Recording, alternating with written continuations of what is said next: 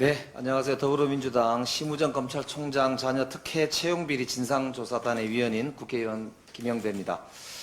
진상조사단의 활동 내용을 간략히 보고드리겠습니다.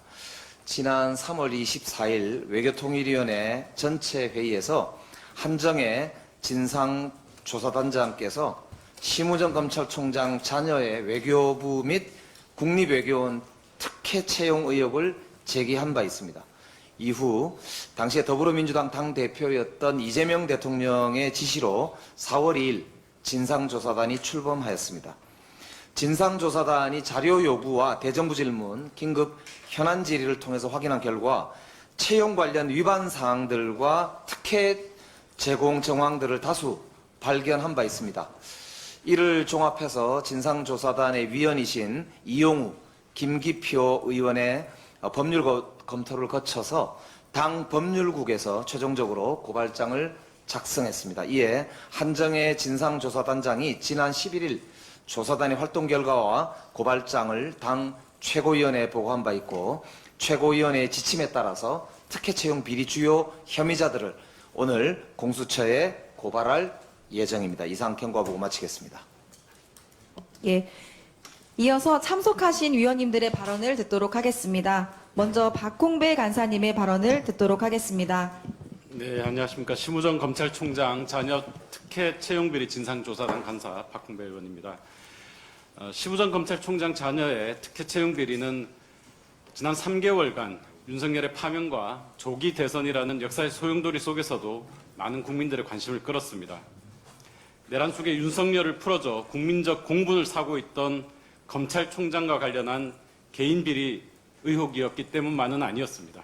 오히려 국민들이 참을 수 없었던 건 대한민국의 공정의 원칙을 무너뜨리고 청년들에게 감당할 수 없는 박탈감과 분노를 안겨놓고도 마치 아무 일도 아니라는 듯 태연함과 뻔뻔함으로 일관했던 심우정, 조태열 등의 태도였습니다.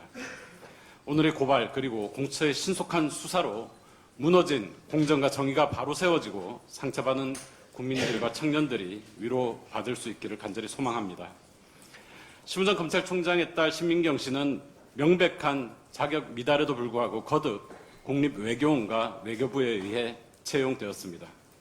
외교부와 국립외교원은 신민경이 학위를 취득하기 전이거나 전공이 다르면 응시 자격을 바꿨고, 경력이 부족하면 무급 인턴 경험까지 실무 경력에 가산했습니다. 서류 한 장만 받으면 될 경력 확인 서류는 절대 받지 않았습니다. 서류 전형 1등, 2등의 경쟁자가 있어도 심은경에게는 아무런 문제가 되지 않았습니다.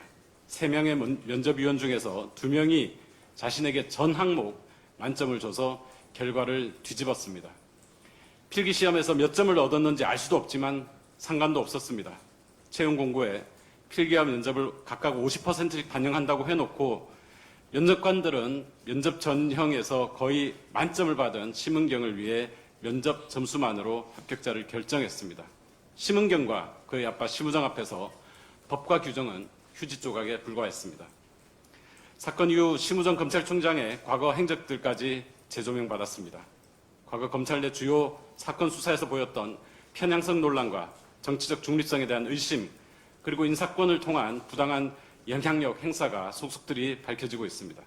또 최근 모 언론은 명태균 의혹 수사가 시작됐던 지난해 10월 심우정이 당시 김주현 대통령실 민정수석과 비화폰으로 2차례 통화했다고 보도했습니다.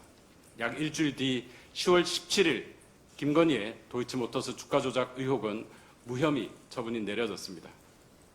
심우정 총장의 이번 자녀 특혜 채용 비리 의혹은 단순한 우연이 아닙니다.